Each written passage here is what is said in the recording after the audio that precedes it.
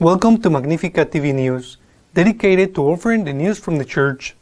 Today is Wednesday, December 15, 2021.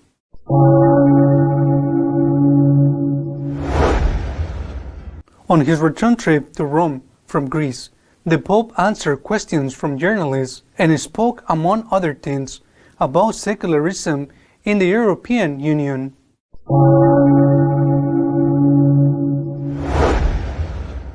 Attacks on Christians in Europe are on the rise. This has been denounced by a forum dedicated to analyzing the freedom of believers.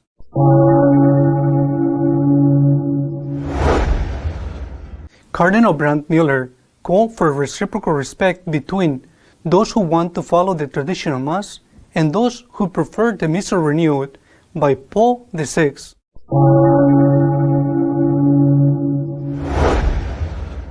Cardinal Tagle has inaugurated a large Catholic cathedral in Bahrain, a small country on the Arabian Peninsula.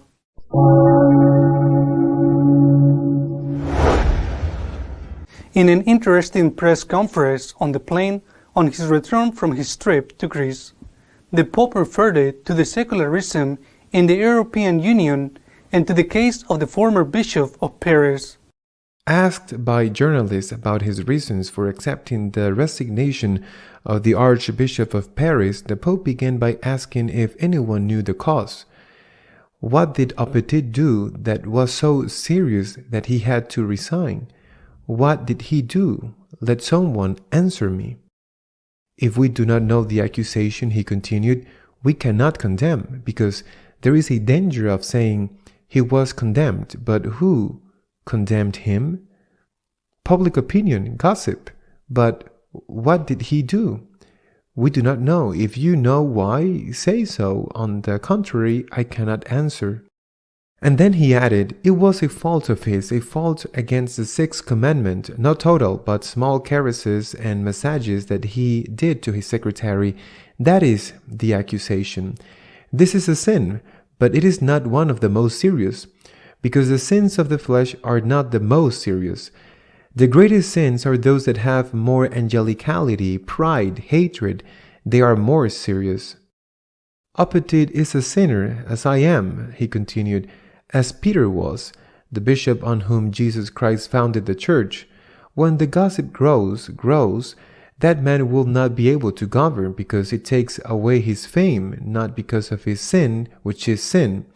A man whose fame has been taken away from him so publicly cannot govern, and this is an injustice, and that is why I accepted the resignation of Petit, not on the altar of truth, but on the altar of hypocrisy.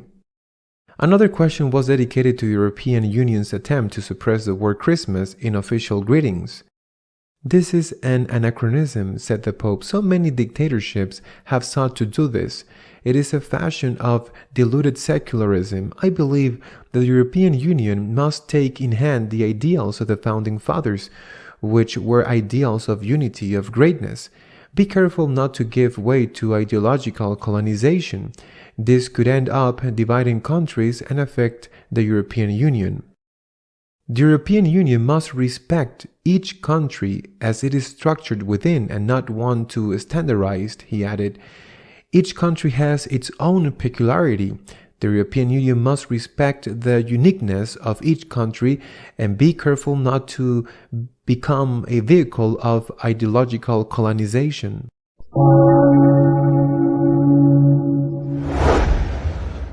Europe, the ancient Christian continent, is suffering from growing Christophobia, with more than 1,000 attacks in the last year.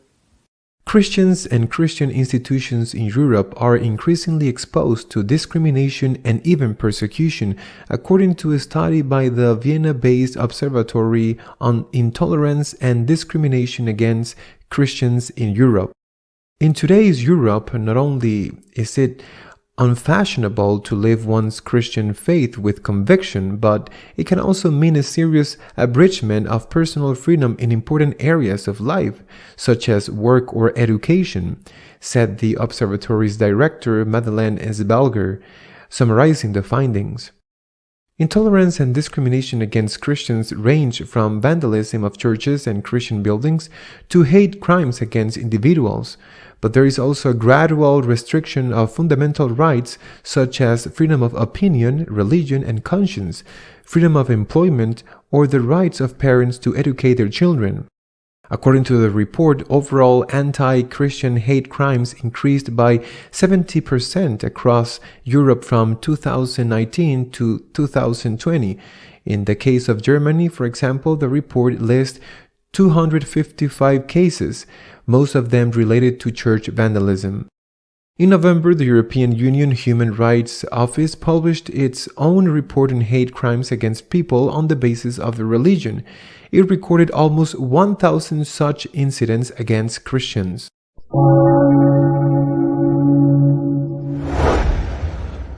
There must be dialogue and reciprocal respect between those who want to follow the traditional Mass and to those who prefer the post-conciliar Mass, Cardinal Brad Mueller has asked.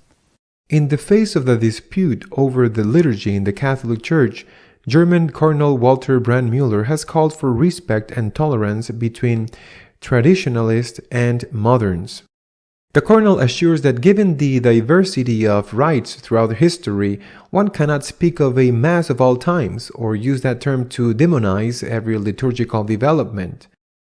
Any polemic is a grotesque contradiction to the will of the Lord, who spoke so forcefully in the institution of the Eucharist of the unity of his own with him and with one another, the German Cardinal wrote. In a historical moment in which unbelief, hatred of God, and gross materialism assault the Church almost everywhere, it is time, instead of arguing about the liturgy, to proclaim forcefully and unitedly the eternal truths of the faith, the gospel, and to live well, he said. The Church's internal struggle over the liturgy weakens the Church in the face of these external attacks, he said. The enemy, an increasingly militant atheist society, is breaking down the walls, and discord in the city, moreover, is opening doors for him. The Cardinal recalled that over the centuries, each of the different geographical and cultural regions of the world developed its own rites, different in form but identical in essence. Therefore, it is forbidden in the name of a Mass of all times which has never existed to demonize any later liturgical development.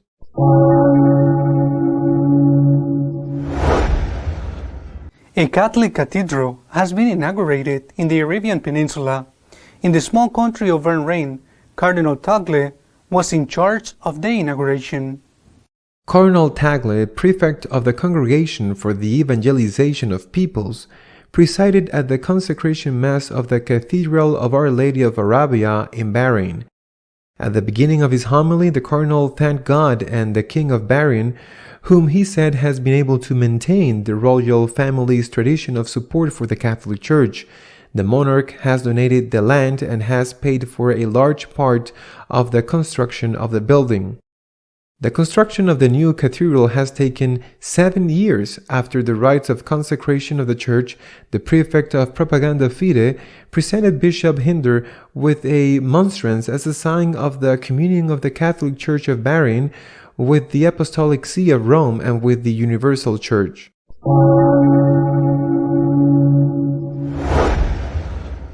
Our editorial this week is dedicated to commenting on the aggressiveness of secularism against believers, especially Catholics. The European Commission, through the Equality Commission, has published and then later has published a document with recommendations to the member states so that at Christmas time they do not use any type of language that has a Christian religious meaning. They should not say Merry Christmas in their greetings. They should say Happy Holidays. They should not say Christmas period. They should say holiday period. And all this with the excuse that we must use an inclusive language That does not exclude anyone, and that non-Christians might feel annoyed if Christmas is officially alluded to. That is, what they want is that Christmas is not called Christmas, but call it something else. This reminds me of the arguments used in Spain when they decided to remove crucifixes from schools, from classrooms. They said the same thing then. These bureaucrats of the European community, there are children who are not Christians. It bothers them to see the sign of another religion on the wall. Even then, I commented, what you have to do is not to subtract, but to add. If there are children who are, for example, Muslims in the classroom, next to Christian children, put next to the crucifix a crescent on a green background. If there are children who are Buddhists, put next to the crucifix an image of Buddha.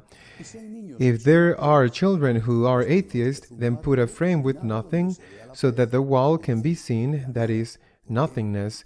Because children, atheists, are also believers, believers of nothingness made God. Through that empty frame, the wall is going to be seen. You will see the nothingness. Well, no, they decided to remove the crucifixes and not to put anything else. They decided to subtract and not to add, and in the end, who won was precisely nothingness, because now that is what there is, nothing. Well, these bureaucrats, well paid thanks to the taxes of Europeans, including the taxes of Christians, have decided the same thing. We must remove all Christian symbolism. We cannot say a single word to remember that Christmas commemorates an event that gives essence, root, beginning to Christianity. We cannot say anything about it. Happy holidays, happy vacations, but not Merry Christmas, not Christmas, period. The excuse, I repeat, that it may bother those who do not believe in the God of Jesus Christ. What they have to do, if they really do not want to bother anyone, is to add and not subtract, to use a truly inclusive language. For example, to congratulate the Jews on Hanukkah, which is also celebrated at this time. The 6th is the last day of the Jewish holiday, or that when it's April this year, they congratulate Muslims on Ramadan. I don't mind if they congratulate Hanukkah or Ramadan. In fact, there has been such an uproar with this initiative of the Equality Commission that they have had to withdraw the project. The same thing has also happened in England, that although it is no longer part of the European Union, has taken the same path. And curiously, there it has been a Muslim parliamentarian who has protested against the removal of Christian symbols. In view of this, I remembered St. John Paul II and those impressive scenes of the Polish workers kneeling in Mass while they were locked up in the Gans shipyard on strike. Polish workers, Catholics, who belonged to the Solidarity trade union and who confronted the communist regime. I remember that because I thought they used us. They used the capacity of resistance, the strength that gives us Catholics our faith, to put an end to the communist tyranny. But what for? To implant another tyranny, the one they're trying to implant in Europe, the secularist tyranny, the tyranny of the atheist God, of the no God, the tyranny that would like to see us eliminated from Europe, not the one that respects the Christian roots of the continent, but the one that wants us to cease to exist so as not to bother them and to rule alone. That terrible communist tyranny passed, leaving a trail of pain. This secularist tyranny will also pass. And it will pass because it is suicidal, like that one, because it is destructive and not constructive. This aggressive secularism, this exclusionary secularism, this secularism is leading Europe to suicide. For example, there are no children. We have the lowest birth rate in the world. It has been a long time since we abandoned the capacity of permanence of the number of inhabitants. It has been a long time since we stopped having an average of 2.1 children per fertile woman in Europe. There are no children. There is no future. That is what they want. Well, that is what they will get, but they will not get to get rid of us. Christ defeated even communism, and Christ will defeat this aggressive and excluding secularist tyranny. Christ won, and Christ will win. We will resist as we resisted them, and we will overcome as we overcame them, but we will still have to suffer as we suffered with them. That is why this Christmas I would like to ask everyone to place Christian signs on their balconies or in their windows. Let us not let them corner us. Let us not let them win by putting us in the corner so that we go unnoticed. Christian signs, because we have nothing to be ashamed of because of our faith. Christmas is not the feast of consumerism. Christmas is the feast in which we remember that the Son of God, made man, was born of the Blessed Virgin Mary. So even if it is still a few weeks away, Merry Christmas. Merry Christmas, even if it will surely make some of those European Union bureaucrats feel sick to their stomachs. See you next week, God willing.